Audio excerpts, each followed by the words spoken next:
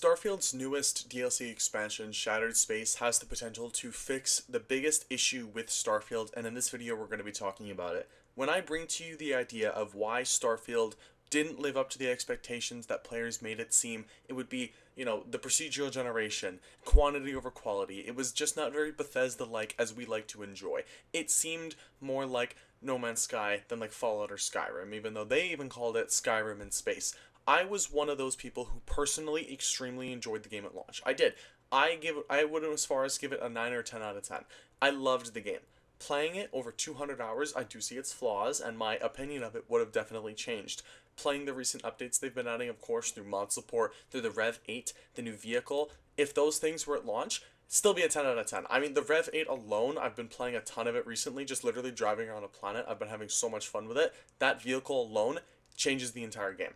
But the issue that everyone had with Starfield's base game is the inability to have a cohesive just game in general. They tried too many things. They made too many games. You could be a shipbuilder, you could be a trader, you could be a raider, you could be a military soldier. They made too many things. It was as big as an ocean and as deep as a puddle, right? That analogy that people like to give for games like No Man's Sky, like Starfield, right? There's tons of things to do in Starfield, no doubt, but tons of them also lack depth. The biggest thing that I say Bethesda succeeded at, and no one can argue with me, and I honestly wouldn't be able to I'd be able to defend it pretty easily, is the shipbuilder. Like, I feel like that is like the definitive shipbuilder for any sort of system. They went off on that system, and I commend Bethesda for that. But the biggest issue, of course, was its planets to explore. And they did say, yes, look, some planets won't have life, right? They'll literally just be for resource extraction. Completely fair. But the resource extraction grind was boring. Running around destroying rocks is not fun.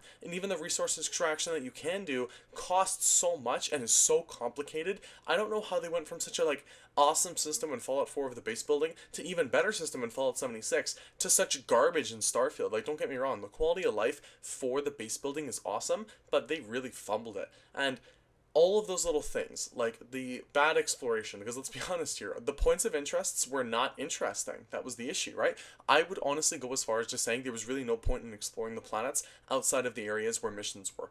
There really was no point. Unless you want to do a bunch of fetch quest garbage, there was no cool quests you could find. The one thing I noticed, and this is a few months after I noticed, there's not one single random encounter outside of the cities maybe. I don't know. I don't even know if there's random encounters in the game in general. Bethesda is known for that, right? You are known for just walking around and randomly encountering something that is just it could be so random. Like in Fallout 4, for example, so many situations, they even had set areas of the map. I don't even think you can find random encounters in the areas that are actually created and handcrafted. And they say there's more handcrafted content in this game than they've ever done before. They should have multiplied that by 10, because it doesn't feel like it. It feels like they made maybe 20 different locations and spread them out across 1,000 planets using procedural generation. I can't tell you how many times I've just went through the same science tower and fought the same enemies. There's no difference. There's no different enemies. There's no different layouts. And what they could have easily done as well is, even if the outside looks the same, they could have changed out the inside layout so it isn't just me going through a dungeon, like in say Fallout 76, where I'm just running through this one single area,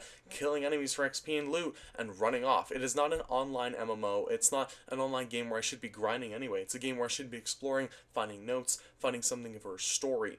Bethesda fumbled this package. But the thing that could be saved with Shattered Space is that the game's DLC is based on one planet. And we have confirmation that the DLC has 50 new locations. Now, with Bethesda and locations, 50 new locations could either be points of interest in one area, they could literally be 50 points of interests in a bunch of different sections of a planet, but we have been told that yes, it's all on one planet. I'm super excited to play Starfield the way Bethesda should have been making it since launch. Realistically, and I think majority of people can agree with me, Starfield should have been maybe 25 planets max, maybe 10.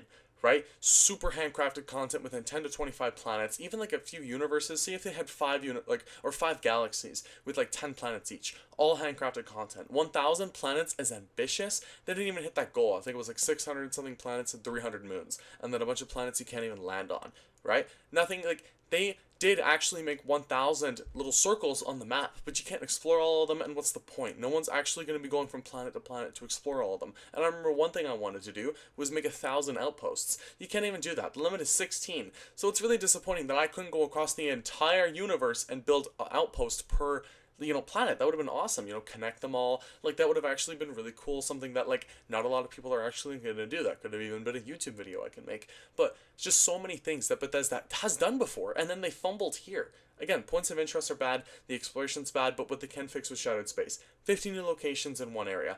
That sounds awesome. I'm hoping it's on one specific plot of land, like, when you land and they make a giant plot, like, as a little area for you to explore. I'm hoping the 50 locations are in that one plot, so it actually feels like I'm exploring a planet, and not just this shitty little plot of land that has maybe 6 points of interest on it, and I get bored and fly off my ship just because I've, killed a few enemies and collected resources. That was about the grind in Starfield for the longest time. And it's really disappointing, and I'm really excited to see what they do with Shattered Space, because what I'm expecting here is basically what Far Harbor was to Fallout 4. And if you don't know, Fallout 4 was heavily criticized, at least in my opinion, for its narrative, for the way it handled the dialogue systems. And in Far Harbor, dude, they used that system and they made it a banger. I don't even know, like, I feel like Far Harbor should have just been the main game for Fallout 4. That shit was hard, dude. That was awesome. The conquest between the children of Adam, the people of Far Harbor and Acadia, just everything went so cohesively well together, and that everyone could die. It was like an actual DLC where your choices mattered. You could kill all factions, you could kill none of the factions, you could be secret, like, so many awesome things that I really hope Bethesda does with Shattered Space. What they need to do is Far Harbor the shit out of this.